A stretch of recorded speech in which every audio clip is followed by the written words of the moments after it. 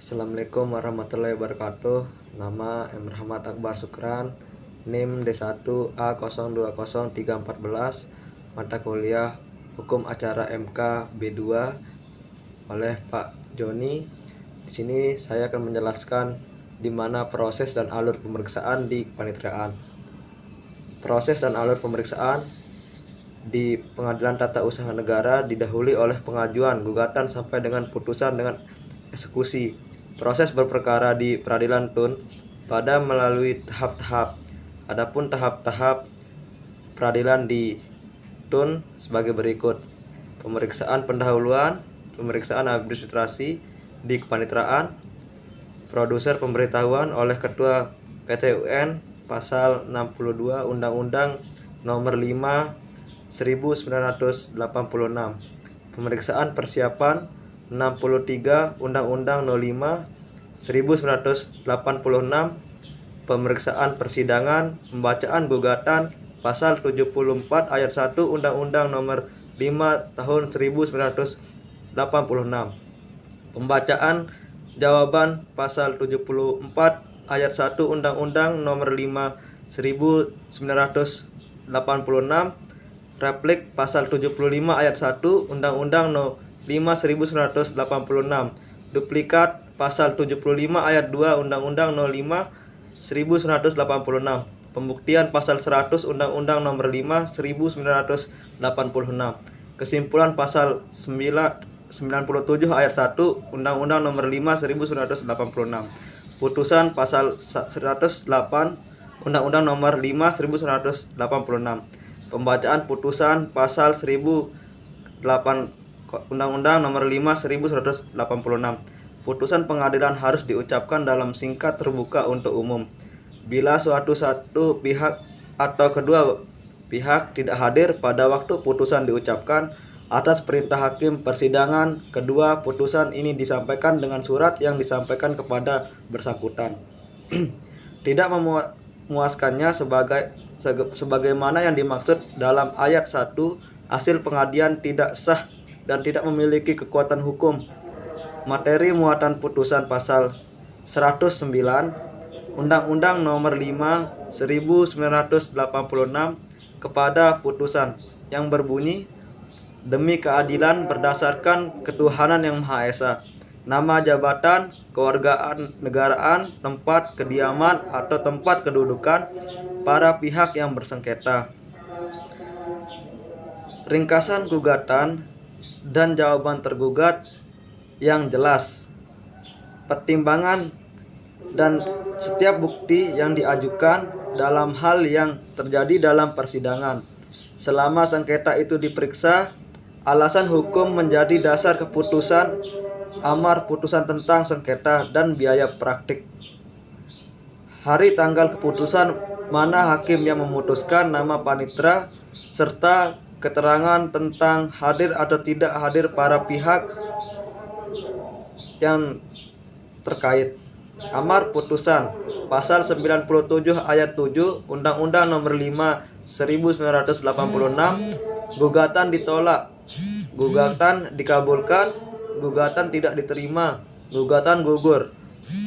Amar tambahan dalam putusan Pratun pasal 97 ayat 8 dan 9 Undang-Undang Nomor 5 Tahun 1986, dalam gugatan dikabulkan maka dalam putusan pengadilan tersebut dapat ditetapkan kewajiban yang harus dilakukan oleh badan atau pejabat Tun yang mengeluarkan keputusan Tun. Kewajiban sebagaimana dimaksud di atas berupa pencabutan keputusan Tun yang bersangkutan, pencabutan keputusan Tun yang bersangkutan dalam menertibkan keputusan tata usaha negara yang baru, penutupan keputusan Tun dalam hal gugatan berdasarkan pasal 3. Cara mengambil putusan pasal 97 ayat 3 dan 4 Undang-Undang Nomor 5 Tahun 1986. Putusan dalam musyawarah majelis yang dipimpin oleh hakim, ketua majelis merupakan hasil permufakatan bulat, kecuali jika setelah diusahakan dengan sungguh-sungguh tidak dapat dicapai permufakatan bulat, diambillah dengan suara terbanyak. Jika musyawarah majelis sebagaimana yang dimaksud dalam ayat 3 tidak dapat menghasilkan putusan, permusyawarah ditunda pada musyawarah majelis berikutnya. Bila musyawarah majelis berikutnya tidak dapat mengambil suara terbanyak, maka terakhir hakim ketua majelis yang memutuskan. Jangka waktu penyelesaian sengketa tun. Jangka waktu penyelesaian sengketa tun adalah maksimal 6 bulan. Sema No 03 tahun 1998 tertanggal 10 September 1998, penyelesaian lebih dari 6 bulan. Hakim atau majelis hakim dilaporkan kepada Mahkamah Agung atau MA disertakan alasan-alasannya. Minutasi putusan. Pasal 109 ayat 3 Undang-Undang Nomor 5 1986, putusan harus ditandatangani oleh hakim yang memutuskan dan panitera pengganti yang turut bersidang selambat-lambatnya 30 hari sebelum putusan diucapkan. Pelaksanaan putusan pasal 116 Undang-Undang No 51 tahun 2009, salinan putusan pengadilan yang telah memperoleh keajaiban hukum tetap dikirimkan kepada para pihak dengan surat dicatat oleh panitera pengadilan sempat atas pemerintah pengadilan yang mengadili dalam tingkat pertama selambat-lambatnya dalam waktu 14 hari kerja.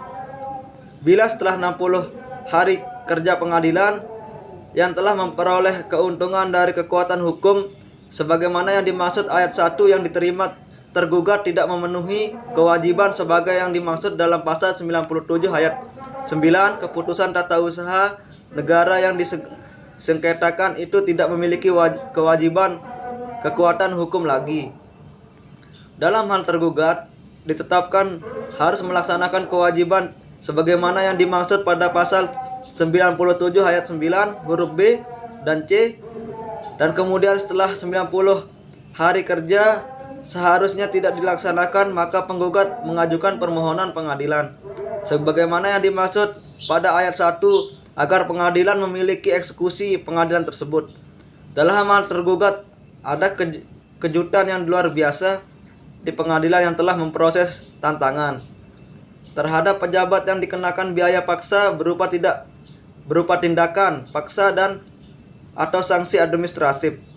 Pejabat tidak melakukan pengadilan sebagaimana yang dimaksud pada ayat 4 diumumkan pada media massa cetak setelah oleh panitera sejak tidak terpenuhi ketentuan sebagaimana yang dimaksud pada ayat 3. Di samping umumkan pada media massa setempat sebagaimana yang dimaksud pada ayat 5, ketua harus mengajukan hal ini kepada presiden sebagai pemegang kekuasaan tertinggi untuk pejabat tersebut melaksanakan pelaksanaan peradilan dan lembaga perwakilan rakyat untuk menjalankan fungsi ketentuan mengenai berdasarkan uang paksa, sanksi administratif, dan tata usaha pelaksanaan pembayaran uang paksa dan atau sanksi administratif. Sekian dari saya. Assalamualaikum warahmatullahi wabarakatuh.